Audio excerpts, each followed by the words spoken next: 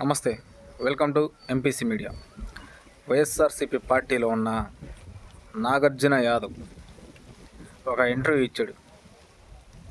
So ఆ ఇంటర్వ్యూలో ఆయన నోరుకి అసలు నోరా ఏందా అనేది నాకైతే అర్థం కావట్లేదు. నోటికి ఏ మాట వస్తుంది, ఎట్లా మాట్లాడాలి, ఒక వ్యక్తిని చిన్న పెద్ద అనే తేడా అనే గౌరవం లేకుండా నోటికి ఏ మాట వస్తే ఆ మాటతోటి మాట్లాడటం కాదు.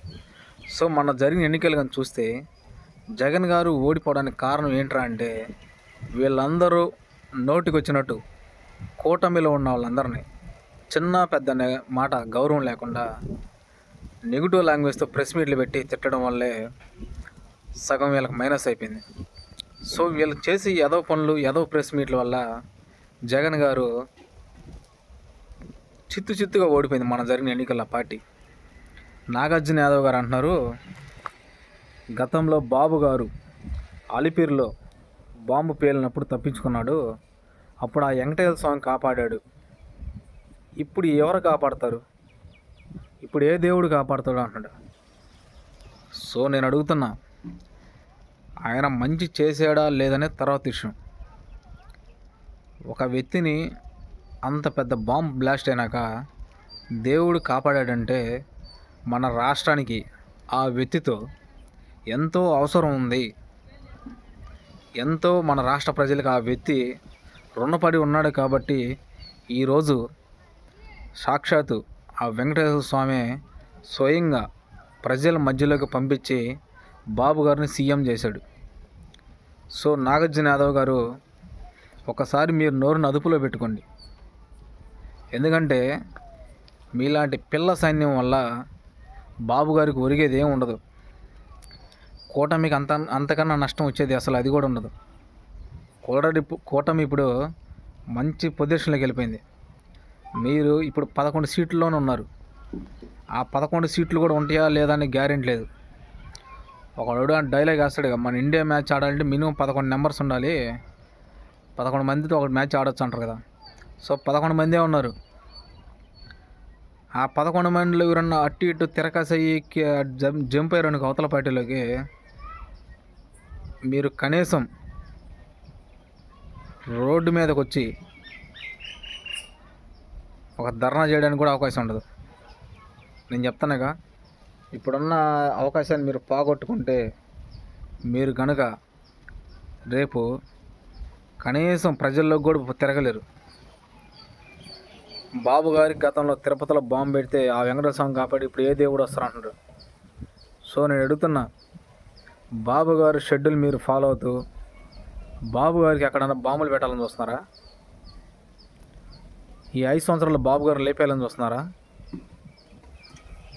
బాబు గారు ఇలాంటి వారిని మీరు ఇమ్మీడియట్గా ఇలాంటి వారి మీద యాక్షన్ తీసుకోవాలి. ఇలాంటి వారిని వదిలేస్తే వీళ్ళు ఇప్పుడు ప్రెస్ మీట్లో నా మాట అన్నారంటే రేపు ఇంకో మాట జారని గ్యారెంటీ ఉంది. ఏదైనా తప్పు చేయరని ఇంకా అసలు ఏమైనా ఉందా? బాబు గారు ఇలాంటి వారి మీద యాక్షన్ తీసుకోవాలి. జగన్ గారికి ఒక విన్నపం ఏంటంటే, ఇలాంటి వారు ఎవరైతే ఇట్లా మాట్లాడుతున్నారో వైసీపీ పార్టీలో వాళ్ళని ఖండించండి, వాళ్ళని ఎంకరేజ్ చేయొద్దు. వాళ్ళని ఖండిస్తే రెండోసారి ప్రెస్ మీట్లో కానీ ఏదైనా డిబేట్లో కూర్చున్నప్పుడు ఒక నెగిటివ్ లాంగ్వేజ్తో ఒక వ్యక్తిని ఎవరైనా సరే చిన్న పెద్ద అనే గౌరవం లేకుండా మాట్లాడడానికి భయపడతారు. సో ఇప్పుడు మీరు సైలెంట్గా ఉంటే ఇలాంటి వ్యక్తులు మీరు ఎంకరేజ్ చేసినట్టయింది. ఇప్పుడు నాగార్జున యాదవ్ గారిని నాకు తెలిసి బహుశా కేసులు కూడా నమోదు అవ్వచ్చు మన రాష్ట్రంలో. ఫోన్ కూడా స్విచ్ ఆఫ్ పెట్టుకుని వెళ్ళిపోయి ఉంటాడు పక్క దేశాలకి. ఎరగ వెళ్తే ఇక్కడికి వెళ్తాడు, వెళ్తే నాకు తెలిసి చెన్నైలో వెళ్ళిపోతారు వీళ్ళు.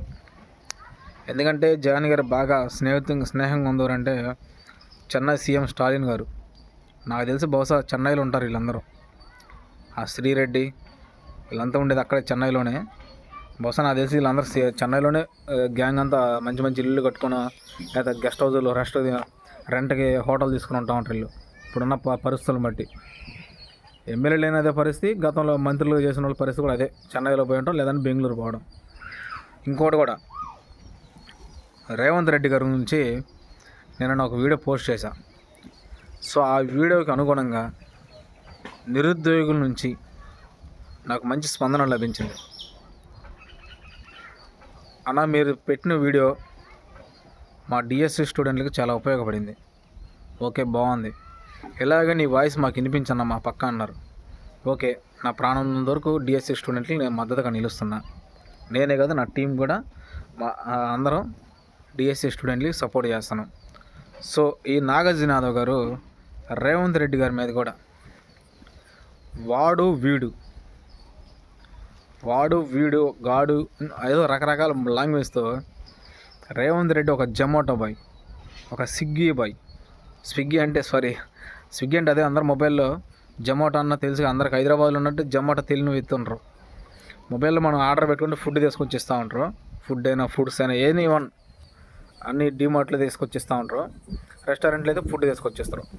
రేవంత్ రెడ్డి గతంలో స్విగ్గీ జొమాటోలు చేశాడు, అలాంటి కొరియర్లు తీసుకెళ్ళిస్తూ ఉంటాడు, పార్సిల్ తీసుకెళ్ళిస్తాడని చెప్పి రకరకాలుగా నాగార్జున గారు రేవంత్ రెడ్డి గారి మీద కామెంట్లు చేయడం జరిగింది. గతంలో మీరు చూసుకుంటే నాగార్జున యాదవ్ గారు మోడీ గారు ఛాయ్ అమ్మి ప్రధానమంత్రి అయ్యాడు. దేశానికి ఇప్పుడు ప్రధానమంత్రి అయ్యి వెళ్తున్నాడు దేశాన్ని. రేవంత్ రెడ్డి గారు సో నీ మాట ప్రకారమే స్విగ్గీ జొమాటోలో వర్క్ చేశాడు అనుకో. స్విగ్గీ జొమాటోలో వర్క్ చేసి ఒక రాష్ట్రానికి సీఎం అయ్యాడు. మరి నువ్వు ప్రజలకి సేవ చేస్తున్నావుగా మన రాష్ట్రంలో. వైసీపీ పార్టీలు ఉంటూ నువ్వు నీ జీవితాన్ని ప్రజల సేవకి అంకితం చేసావు కదా. మరి ఇప్పుడు నువ్వేమయ్యావు? నీ పొజిషన్ ఏంది? నువ్వు ఎక్కడున్నావు? అసలు ఇప్పుడు ఏం చేస్తున్నావు? ఒక ఛాయ్ అమ్మిన వాళ్ళు మన దేశానికి ప్రధానమంత్రి అయ్యారు. స్విగ్గీ జొమాటో ఒక చిన్న జాబ్ చేసుకుంటూ వాళ్ళు ఒక రాష్ట్రానికి సీఎం అయ్యారు. మరి నువ్వేమయ్యావు? నువ్వేమయ్యావు? నీ సిచ్యువేషన్ ఏంది? నిన్ను ఇప్పుడు కాపాడేవాడు ఎవడన్నా ఉన్నాడా? నీకు మద్దతుకు వచ్చేది ఎవరన్నా ఉన్నారా? ఎవడన్నా నీకు సపోర్ట్ చేసేవాళ్ళు ఉన్నారా? ప్రతి ఒక్క మీడియా ఛానల్ నీకు ఫోన్ చేస్తుంటే లైవ్లో ఉంటే నువ్వు ఫోన్ ఎత్తట్లా. Phone not engage, switch off, అండర్గ్రౌండ్లో ఆడబోయావు నువ్వు. అలాంటప్పుడు నువ్వు మాట్లాడడం అవసరమా? నువ్వు మాట్లాడు. మేము కూడా మాట్లాడుతున్నాం. బాబు గారి గురించి మాట్లాడుతున్నాం, రేవంత్ రెడ్డి గురించి మాట్లాడుతున్నాం, జగన్ గురించి మాట్లాడుతున్నాం, లోకేష్ గురించి, డిప్యూటీ సీఎం పవన్ గారి గురించి కూడా మాట్లాడుతున్నాం. కానీ మేము మాట్లాడేటప్పుడు నోరుని అదుపులో పెట్టుకొని పాజిటివ్ లాంగ్వేజ్తో మాట్లాడుతున్నాం. ఒక నెగిటివ్ లాంగ్వేజ్తో మేము మాట్లాడలే. నీలాగా పాజిటివ్గా నోరు ఉంది కదా, ఒక కప్ప మాదిరిగా, జిత్తుల మారిన నక్క మాదిరిగా, తల్లిదండ్రులు క్రమశిక్షణ లేకపోతే భయం అనేది లేకపోతే ఆ విధంగా వస్తుంది నీ నోటికి మాటలు. మేము ఇప్పుడు కూడా చెప్తున్నాం, జగన్ గారిని విమర్శిస్తాం, బాబు గారిని విమర్శిస్తాం, రేవంత్ రెడ్డి గారిని విమర్శిస్తాం, కేసీఆర్ని విమర్శిస్తాం. కానీ మా నోటికి అనేది ఒక అదుపు అనేది ఉంటుంది. నీలాగా క్రమశిక్షణ లేకుండా, చిన్న పెద్ద లేకుండా నోటికి వచ్చినట్టు మాట్లాడడం.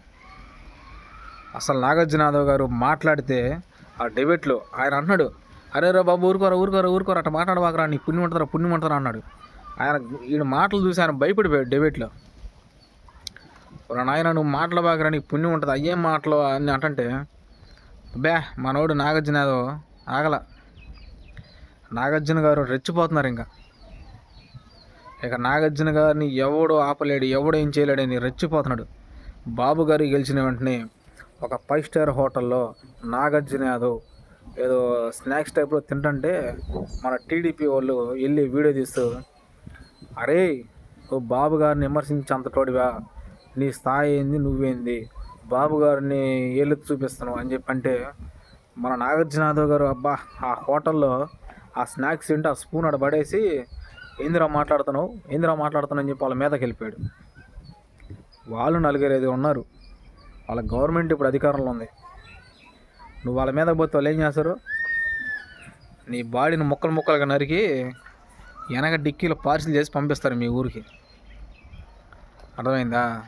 నువ్వు చేసిందే తప్పు, నువ్వు మాట్లాడడం పెద్ద తప్పు. ఇంకా మీలాంటి నోటికి బుద్ధి చెప్పకుండా ఇంకా జగన్ గారు సమర్థిస్తూ అతను ముందుకు వస్తున్నాడు చూడు, ఆయన కూడా అనాల.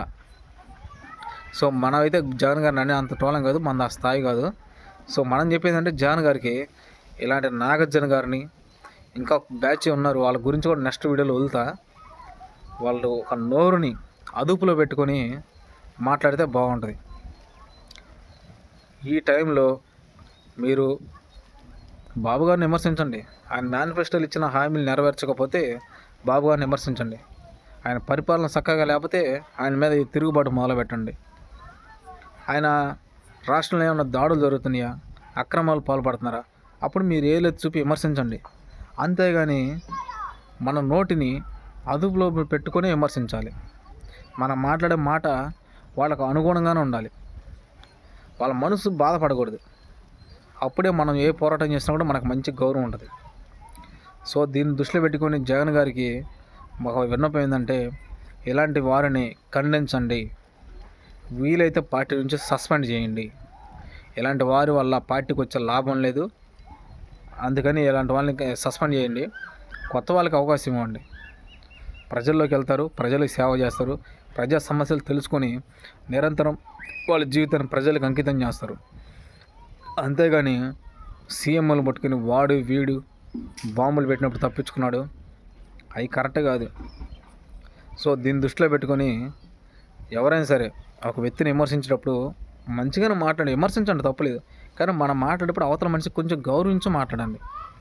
అప్పుడు తిరిగి అదే మనం ఇప్పుడు వాళ్ళని గౌరవించకుండా మాట్లాడుకో, రేపు వాళ్ళు మనల్ని మాట్లాడతారు. అప్పుడు ఏమైంది, మనం బాధపడాలి. సో ఆ అవకాశం వాళ్ళకి ఇవ్వకూడదు. అంటే మనం ఒక పాజిటివ్ లాంగ్వేజ్తో వాళ్ళు విమర్శించండి, వాళ్ళని ఖండించండి వాళ్ళు ఏమైనా తప్పు చేస్తే. సో నేను చెప్పేది ఇది, జగన్ గారు ఇలాంటి వారిని మీరు పూర్తిగా ఖండించండి. రెండోసారి మన పార్టీలో వైసీపీ పార్టీలో అలాంటి మిస్టేక్ జరగకుండా చూసుకోండి. అప్పుడే మీ పార్టీకి మంచి పేరు వస్తుంది. Thank you.